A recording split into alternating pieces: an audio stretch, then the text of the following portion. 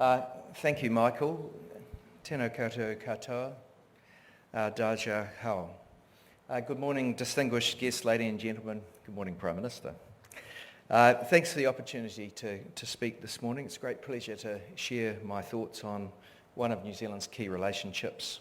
I think we all know that New Zealand's trading relationship is one of our most important and far-reaching.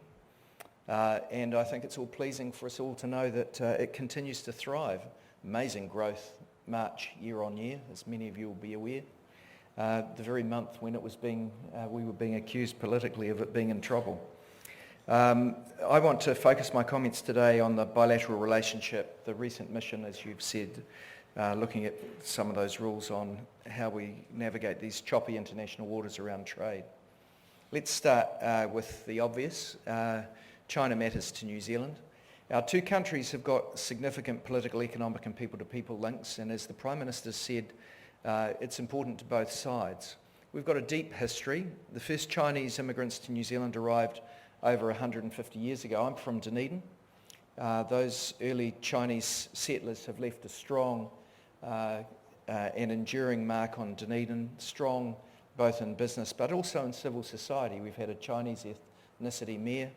My own accountant and my own lawyer are of Chinese ethnicity who came all those years ago, and they're very much a part of Dunedin. Of course, China's our largest trading partner, our largest source of overseas students, our largest source of overseas visitors. There's been an enormous change in recent decades, and we now have 200,000 New Zealanders, or 4% of our population, are of Chinese ancestry, which has of course grown significantly in recent decades after those early links around the 19th century gold rush.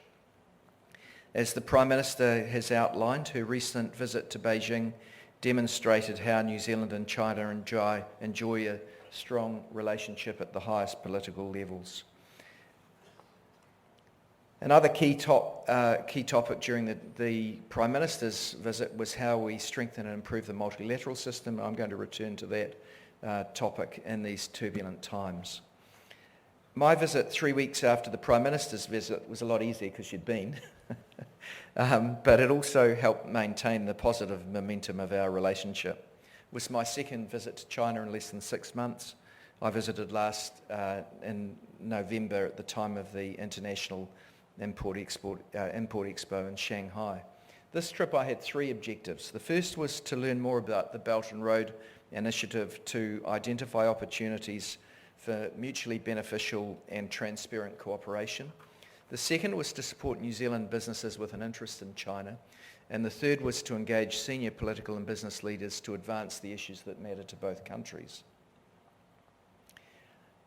I was proud to be accompanied by a delegation of senior business representatives throughout the visit. And there was a real diversity on the group that we led. There were leaders of successful food and beverages entities to whom the market's so important. There were leaders in the creative sector. There were leaders in the tourism and logistics sector. And I thought what was particularly pleasing was the representation of Chinese-born Kiwis who've been successful at building businesses into China, some truly impressive businesses.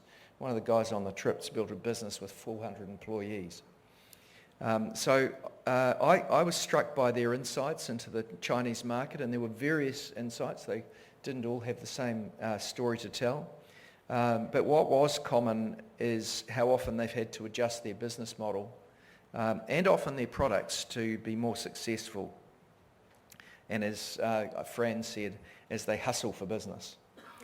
My aim was to learn from those businesses about their operations into China and to emphasise to Chinese business and political leaders the importance that the government and our businesses place on their relationships with China. Our first stop was Guangdong. This is the largest province in China with a population of 100 million people.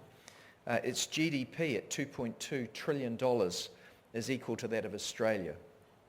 It's the destination for approximately 15% of New Zealand's exports to China.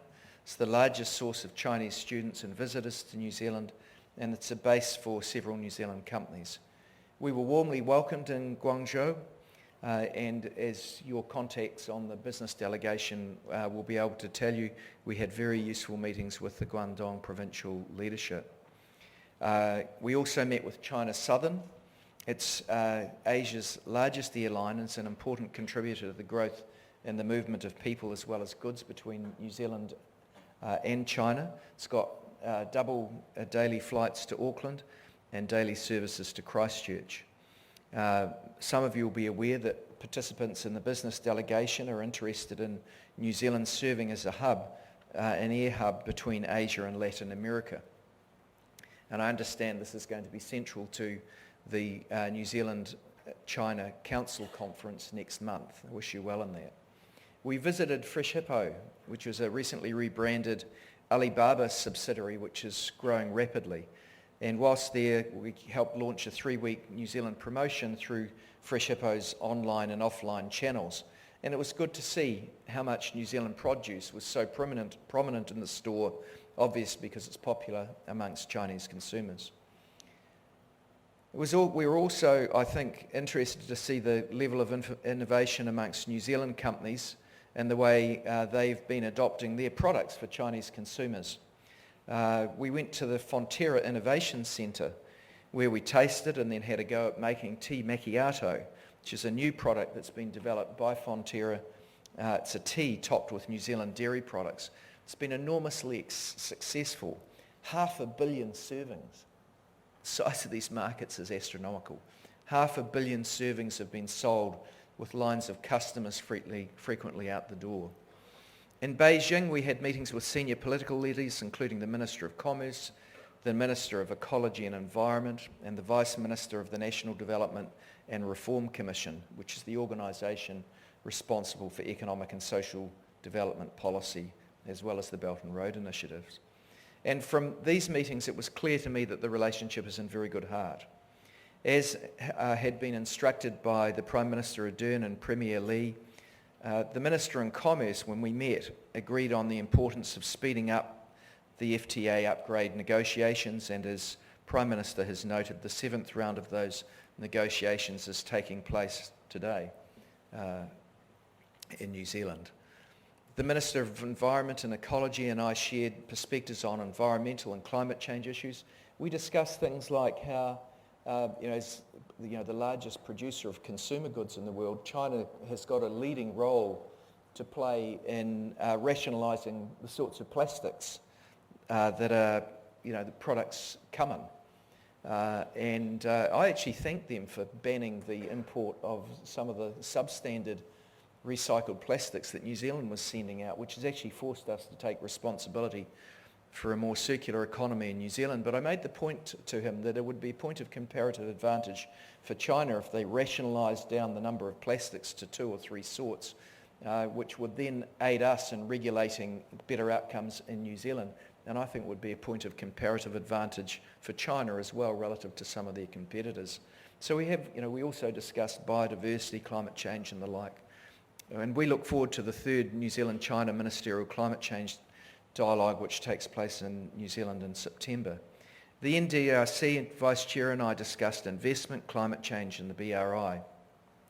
I described our need for more electric vehicles in New Zealand, which is so necessary for New Zealand to meet our net zero by 2050 target. I travelled with the business delegation to visit the headquarters of JD.com, which is another of China's e-commerce giants. Comment was made by some of our members on the delegation when they saw their logistics operations as questioned whether they needed their own or whether they should attach themselves to theirs. We visited the 7 Fresh supermarket. Both companies are at the vanguard of e-commerce and smart supermarkets.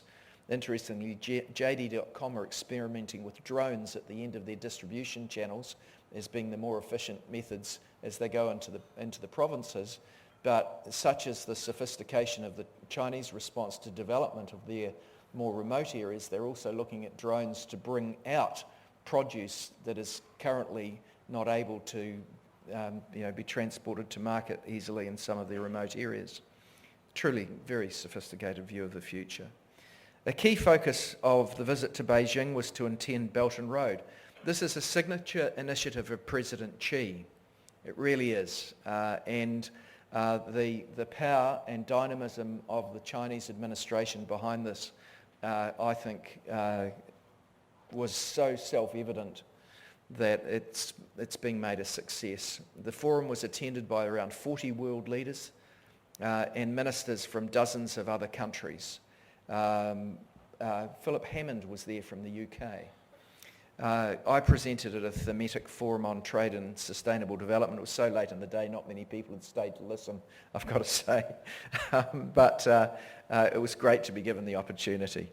I didn't mean that as an insult. Accommodating the needs of all of this myriad number of countries is an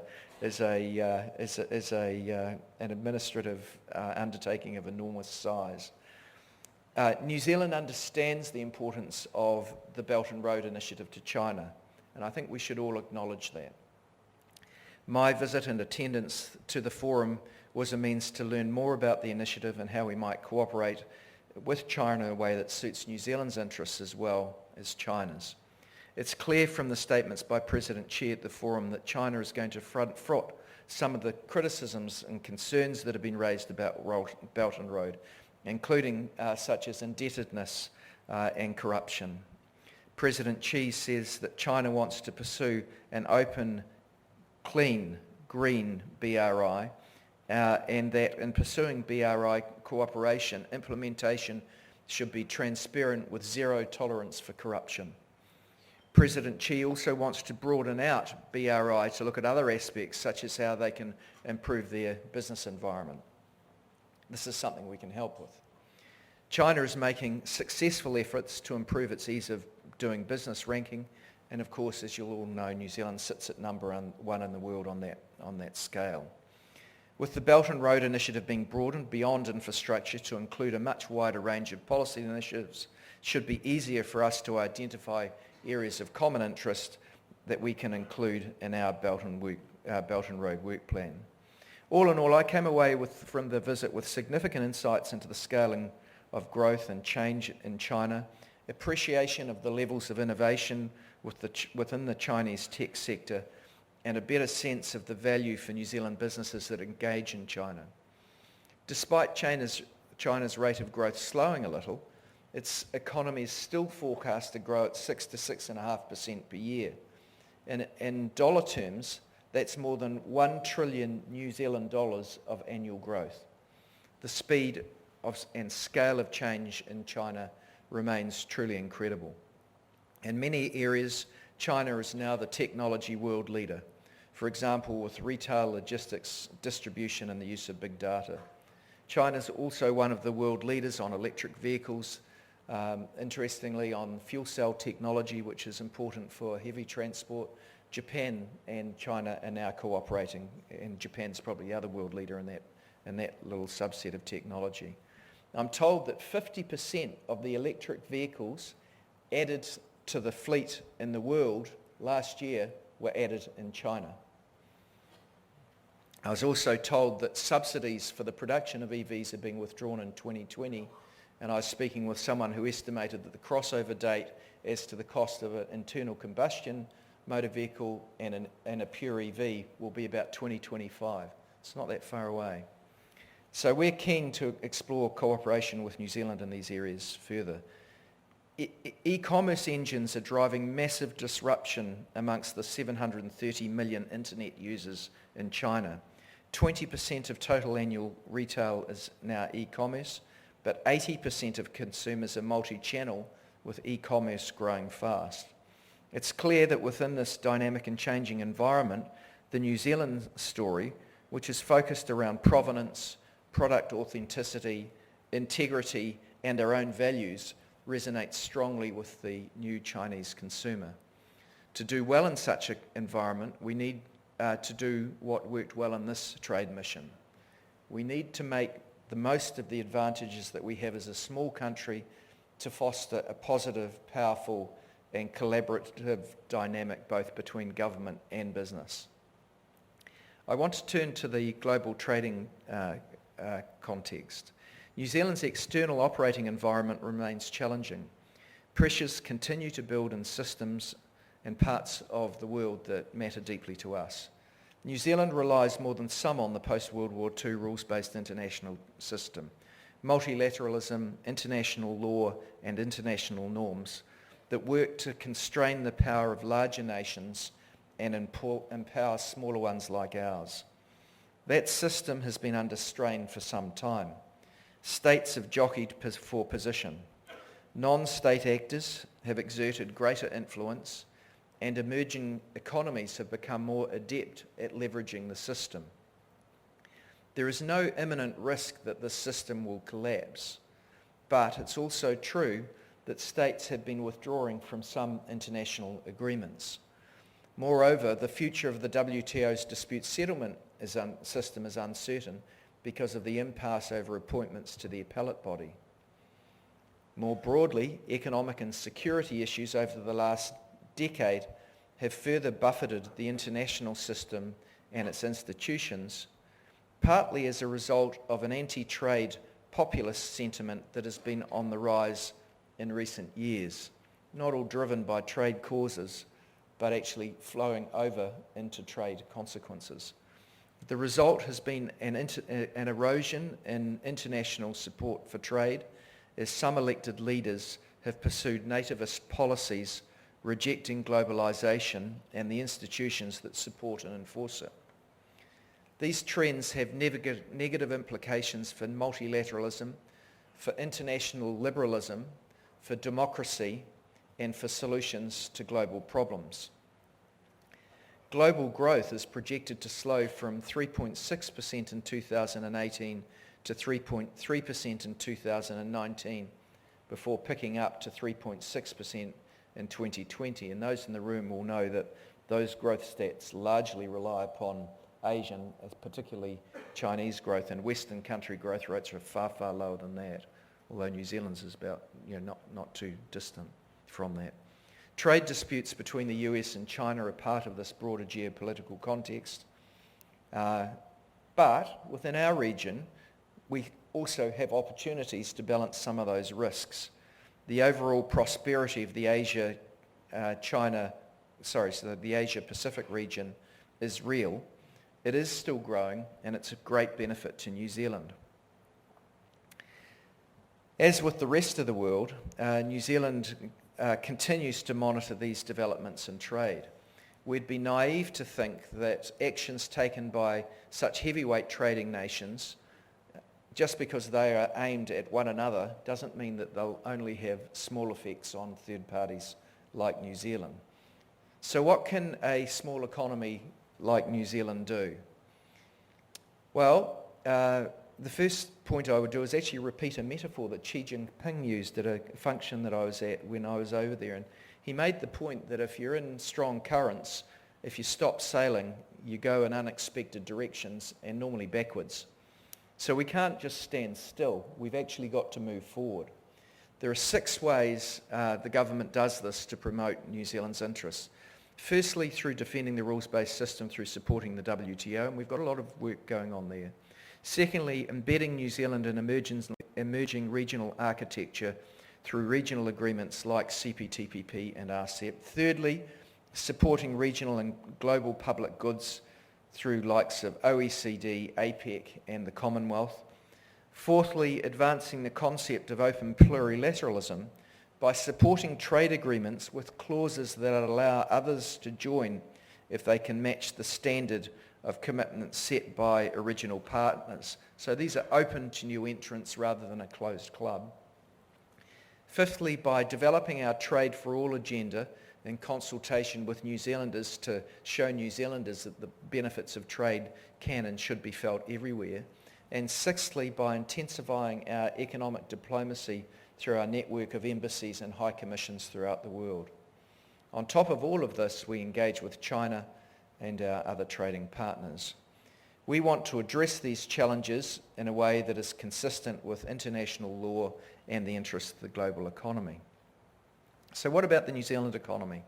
Well, we've put in place measures which we believe are leading New Zealand to a more sustainable, productive and inclusive economy. Measures to lift consumer confidence, and stimulate the real economy whilst looking after people.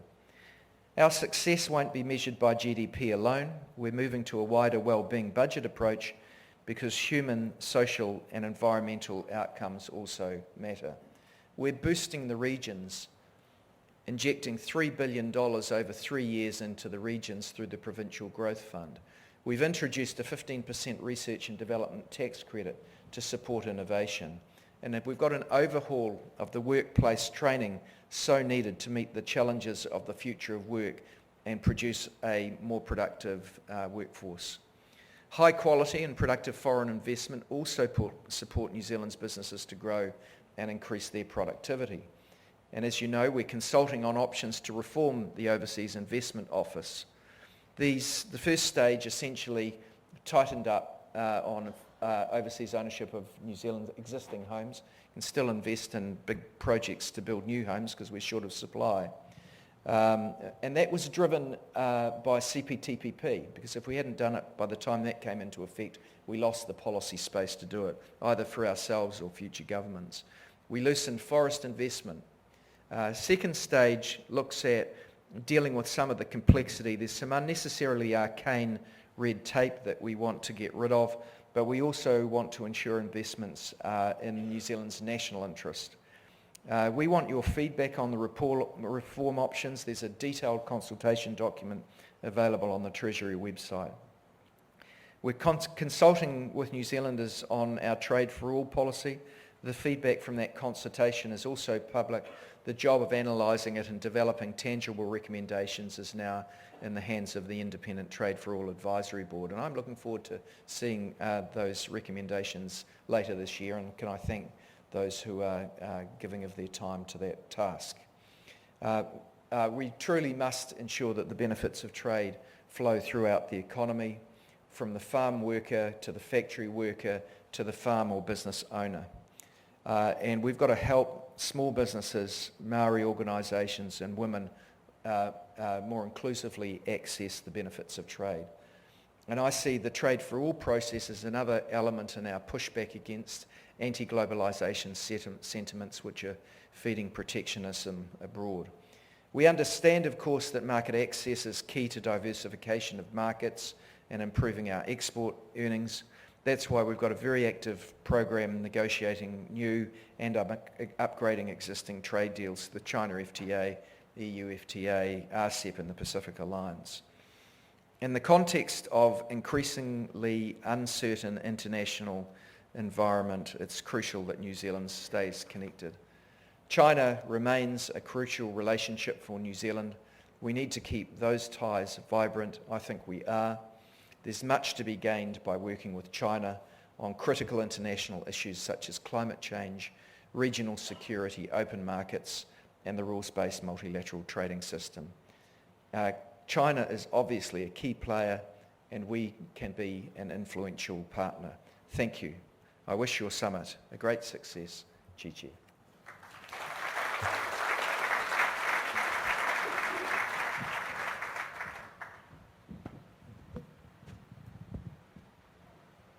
Minister, thank you.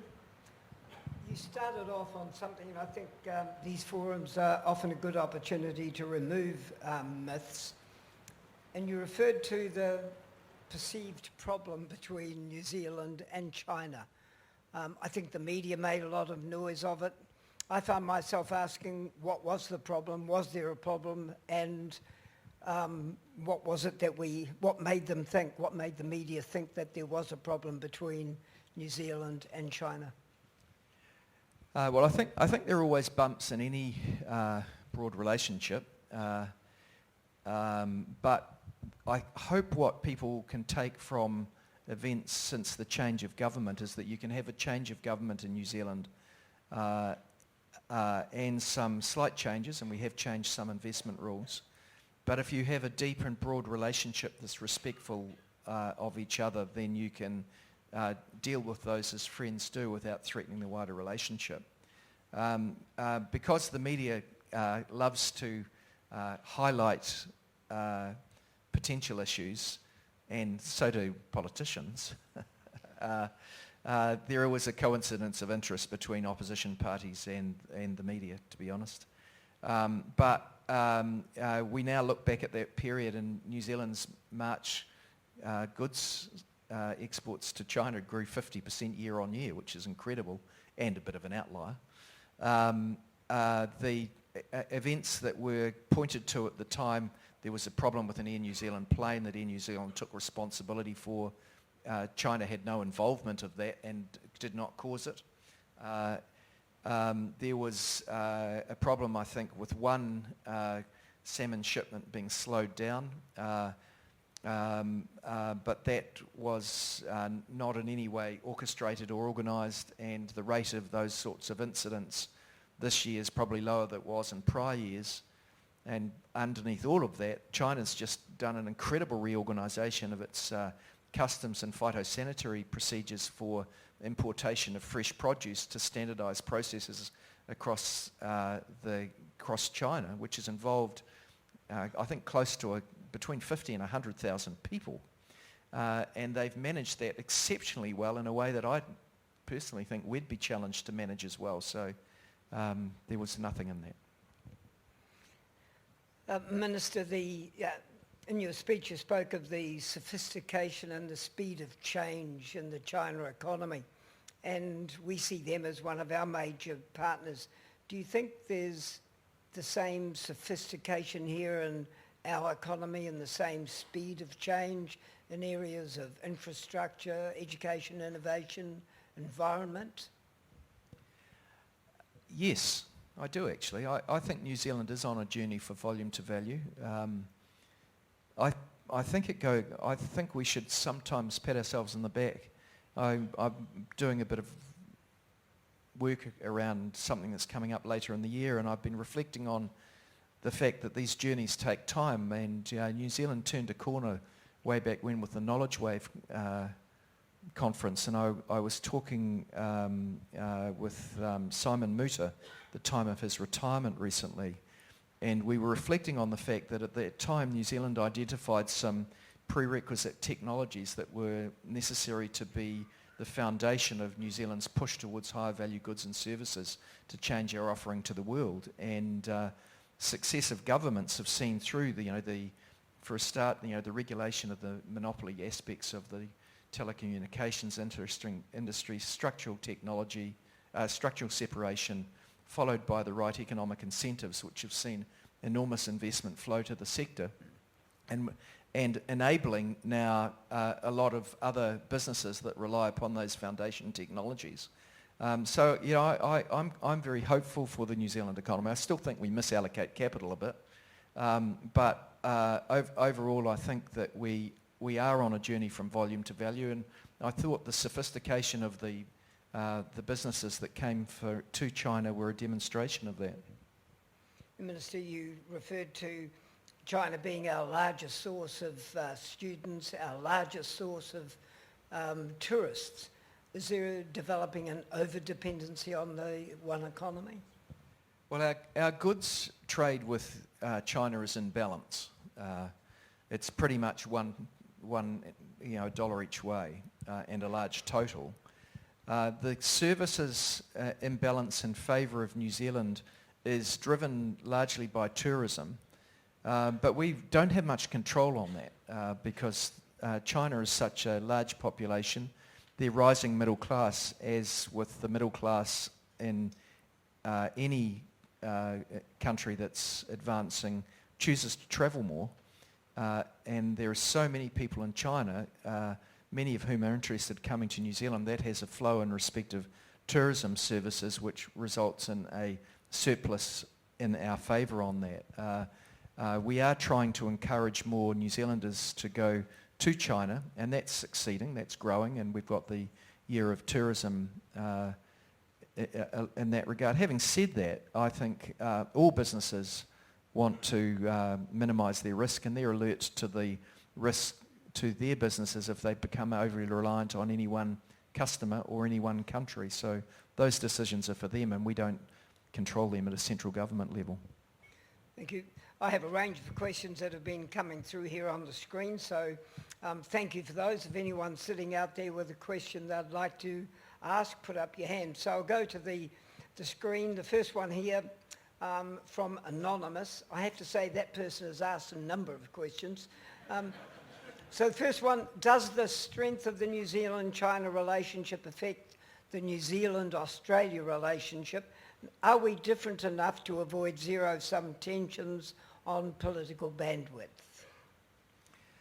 I think the answer to the first question is it doesn't affect the New Zealand-Australia relationship adversely.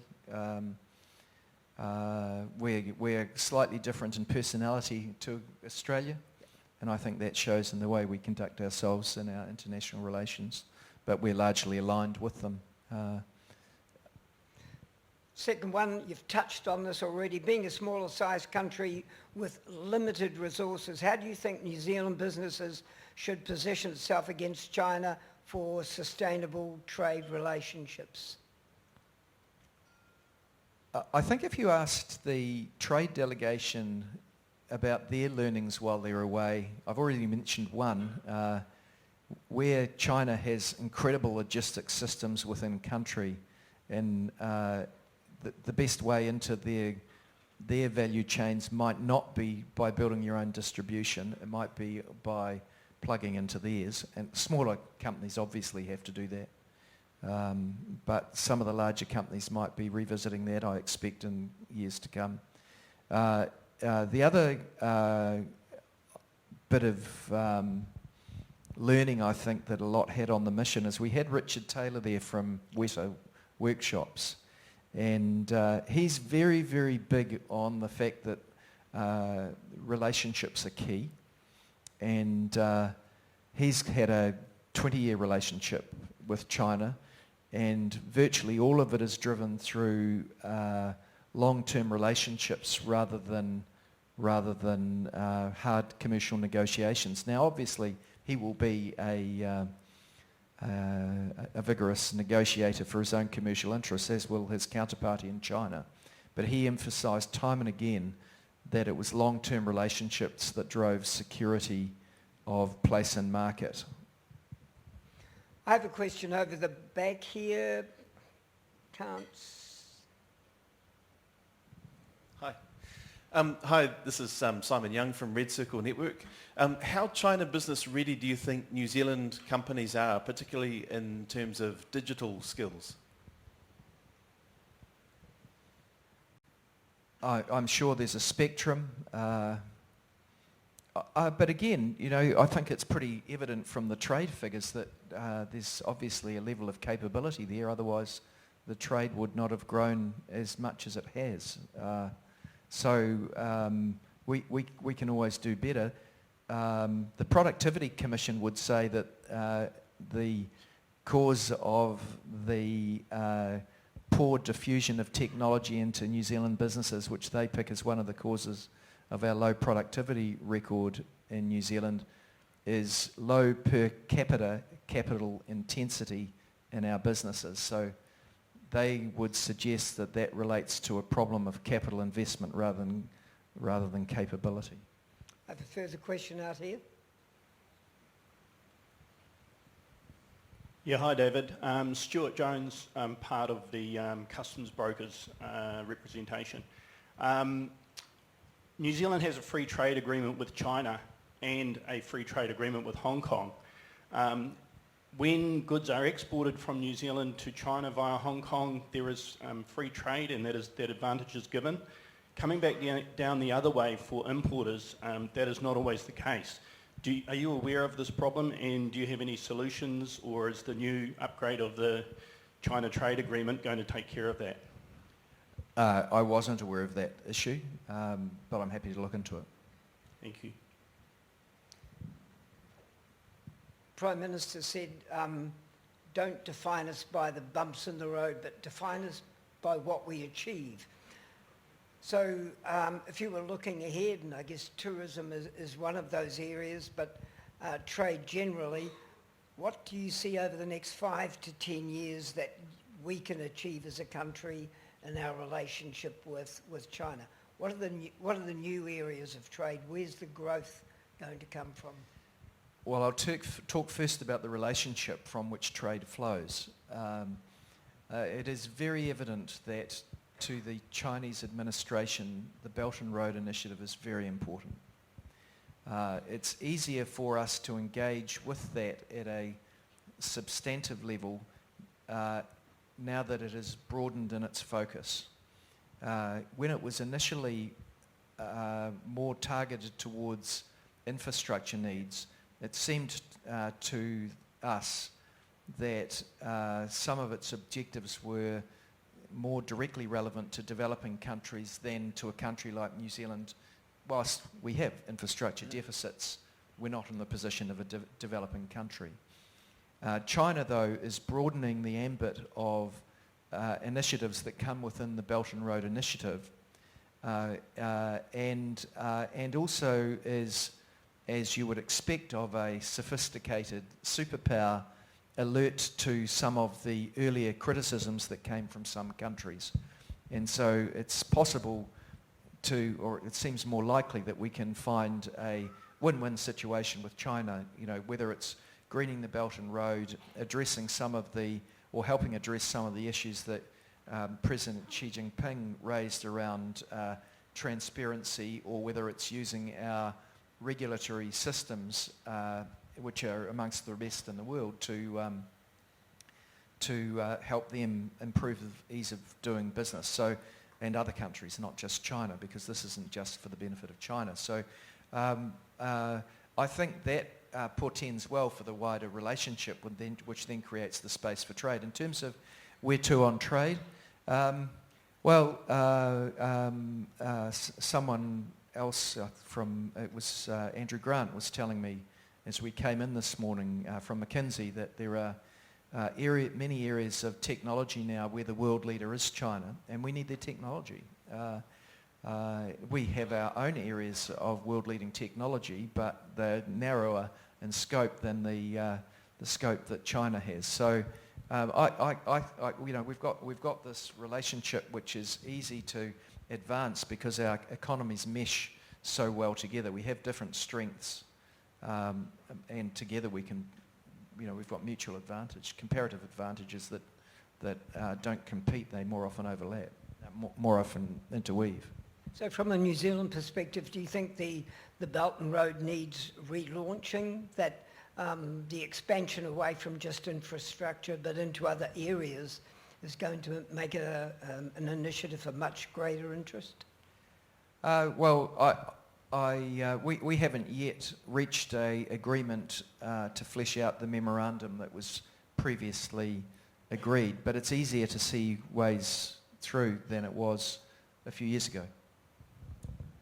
Ladies and gentlemen, Honourable David Parker, please join with me in thanking him.